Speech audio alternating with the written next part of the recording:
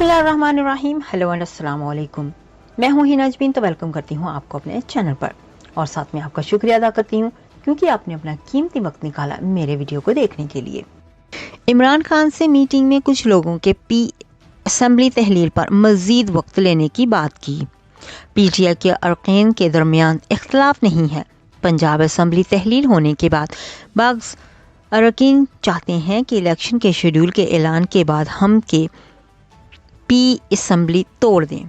Barrister Saif तर्जमान के हुकूमत barrister Saif ने इंकशाफ किया है कि इमरान खान से मीटिंग में कुछ लोगों के असेंबली तहलील पर मजीद वक्त लेने की बात की। उन्होंने निजी टीवी के चैनल के प्रोग्राम में गुफ्तगू करते हुए कहा कि पीटीआई के अरकान के दरमियान इख्तलाफ नहीं है। पंजाब असेंबली क्यों तहलील हो चुकी है, तो इस वजह से बाज़ अरकान चाहते हैं कि इलेक्शन कमीशन की जानिब से इलेक्शन के शेड्यूल का ऐलान हो जाए तो उसके बाद हम के असेंबली तोड़ दें। उन्होंने कहा कि इसी वजह से बाज़ अरकान ने चेयरमैन पीटीआई से मीटिंग में असेंबली तहलील पर मज़ीद वक्त लेने की बात की।